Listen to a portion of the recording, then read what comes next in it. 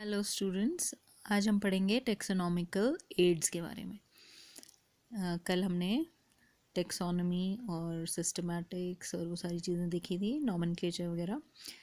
अब इसमें क्या है, नेक्स्ट टॉपिक जो है टेक्सोनॉमिकल एड्स। एड्स का मतलब क्या है यहाँ पर? एड मीन्स हेल्प वाला एड है, ये दूसरा जो बीमारी वाला एड्स है वो नहीं है, ठीक है। एड करना या किसी को एड देना, उसका मतलब होता है हेल्प करना।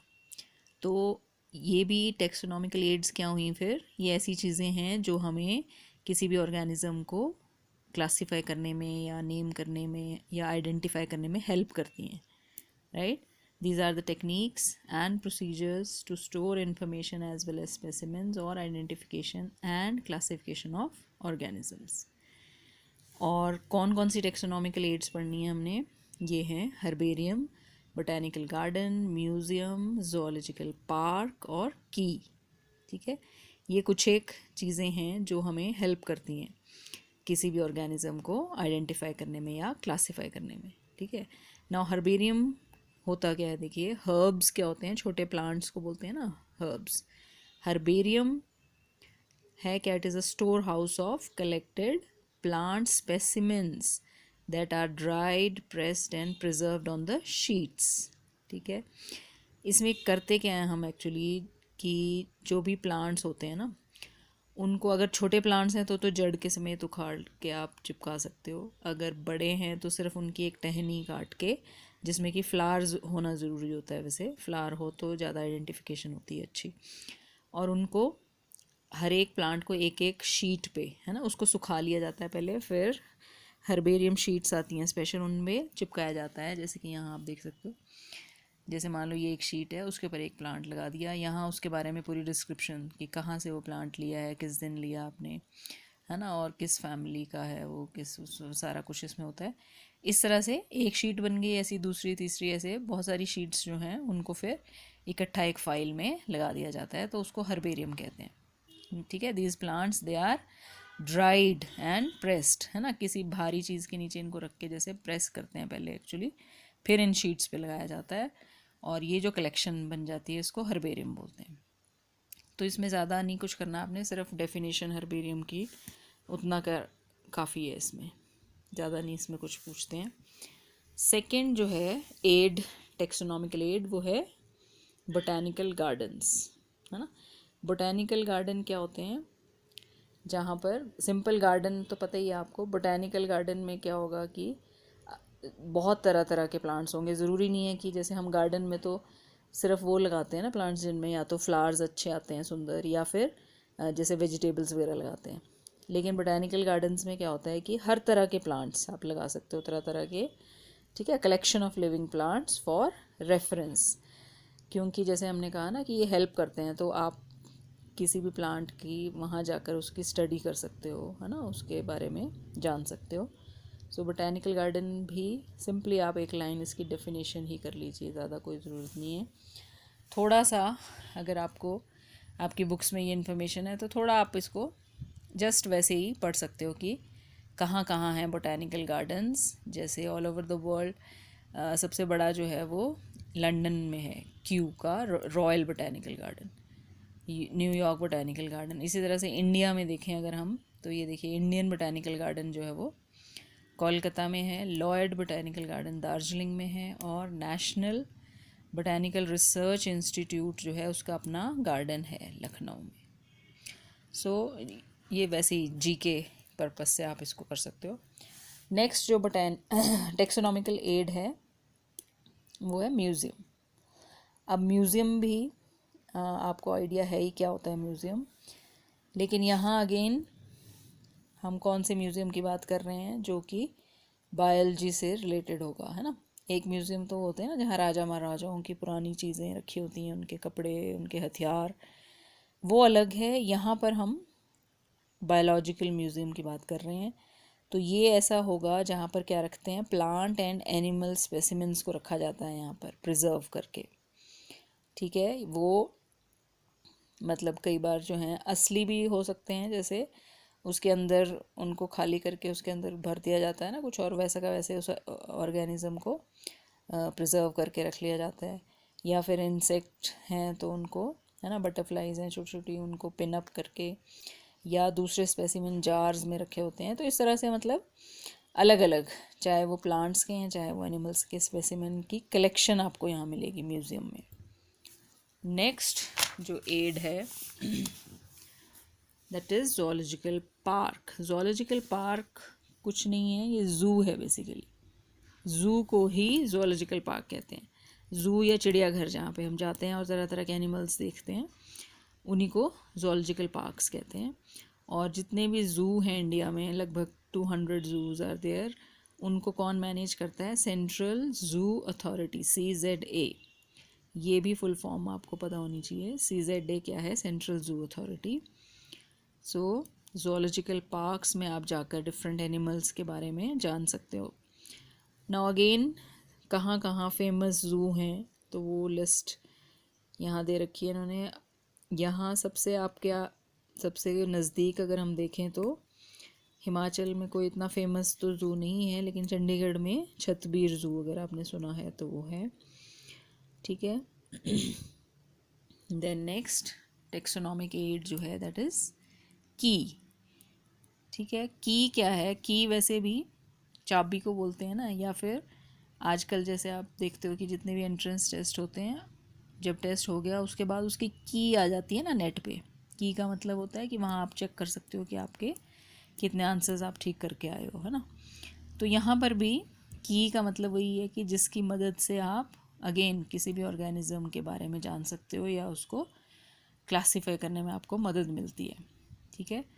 तो की जो है this helps in identification of plants and animals, है ना।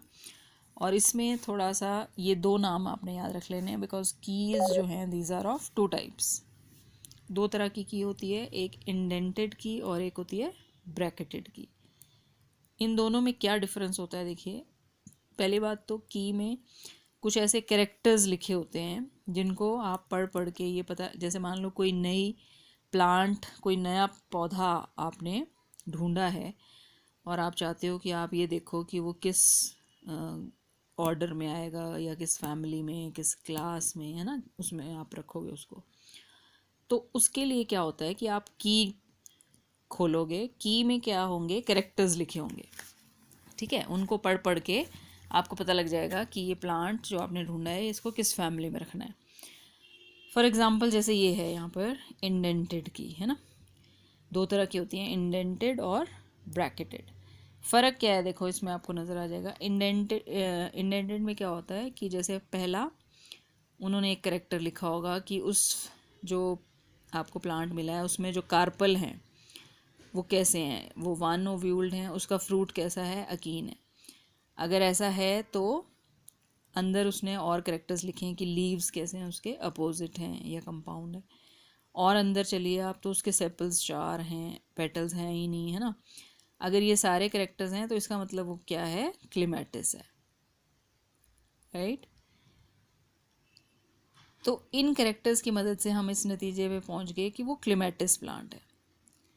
ये इंडेंटेड की होती है जिसमें एक कैरेक्टर, उसके अंदर एक और कैरेक्टर, उसके अंदर और कैरेक्टर चलता जाता है। जबकि ब्रैकेटेड की में क्या होता है, देखो ब्रैकेटेड में ऐसा नहीं होगा कि एक कैरेक्टर ही है, उसके अंदर अंदर अंदर नहीं होंगे। दूसरी बात, ब्रैकेट्स में ये लिखा हो, हिंट लिखा होता है ना, ठीक है।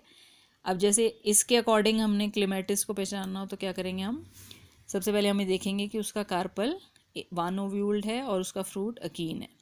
अगर ऐसा है तो ये ब्रैकेट में बोल रहा है ना 2, यानी कि 2 पे जाओ, नंबर 2 पे, ठीक है। नेक्स्ट कैरेक्टर ये बोल रहा है कि ठीक है उसकी लीव्स अपोजिट हैं और कंपाउंड हैं, तो आप 4 पे जाइए, 4 पे आ जाइए। तो अगर उसके सेपल्स 4 हैं, पेटल्स है ही नहीं जैसे, तो इसका मतलब वो क्लेमेटिस है, राइट।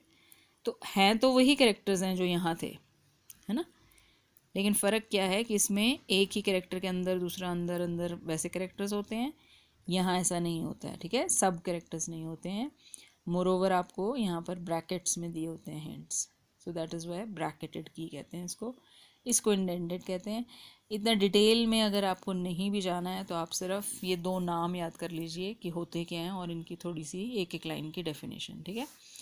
ये इसको योग्ड की भी कहते हैं, इंडेंटेड या योग्ड की, राइट। सो इसमें there is a sequence of choices, है ना, बिटवीन टू और मोर कैरेक्टरिस्टिक्स। यहाँ पर क्या है कि दीज कैरेक्टर्स, यहाँ पे भी कैरेक्टर्स तो होते हैं but they are not separated by sub division characters, है ना। और मोर ओवर ईच कैरेक्टर जो इट इज़ उसका नंबर ब्रैकेट्स में दिया होता है। तो बस आप थोड़ा थोड़ा एक एक लाइन इन दोनों के बारे में लिख लेंगे। देन ये तो हुई मेन जो आपकी टेक्सोनॉमिकल एड्स हैं, 5 हैं ये, है ना। हर्बेरियम हो गया, बोटैनिकल गार्डन हो गया, देन म्यूज़ियम हो गया, ज़ू हो गया और की, ये मेन है। इसके अलावा और कौन सी चीज़ें हैं जो हमें हेल्प करती हैं या और कौन सी एड्स हैं? फ्लोरा, मोनोग्राफ और मैनुअल्स एंड कैटलॉग्स। ये सारी चीज़ें क्या हैं? ये एक तरह से आप कह लो प्रिंट मटेरियल है, ये बुक्स वगैरह होती हैं ये, ठीक है। जैसे मान लो किसी जगह का फ्लोरा ऑफ शिमला किसी ने बुक लिखी है, तो उसमें शिमला में पाए जाने वाले जितने भी प्लांट्स हैं उनके ऊपर वो लिखी होगी उसने, ठीक है। Monograph, mono means one, monograph भी मतलब बुक ही होती है जिसमें किसी एक टेक्सॉन के बारे में लिखा हुआ आपको मिलेगा, ठीक है। This is treatment of a tax on का मतलब कल समझाया था मैंने आपको। जैसे मान लो इंसेक्ट्स एक टेक्सॉन है, तो इंसेक्ट्स के ऊपर कोई बुक लिखी गई है, मान लो किसी ने लिखी है, तो वो क्या है? मोनोग्राफ है। या बर्ड्स के ऊपर लिख दी किसी ने, बर्ड्स भी एक टेक्सॉन है।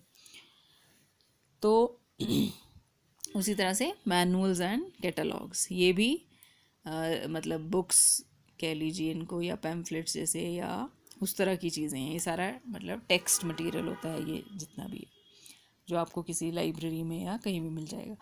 तो इन चीज़ों की मदद से हेल्प मिलती है हमें टेक्सोनॉमी में, तो इनको टेक्सोनॉमिकल एड्स कहा जाता है, ठीक है। ये हुआ आपका फर्स्ट चैप्टर ख़त्म होता है। इसमें आपको मैंने जो रिलेटेड क्वेश्चंस थे एनसीईआरटी के वो दे दिए थे पहले ही।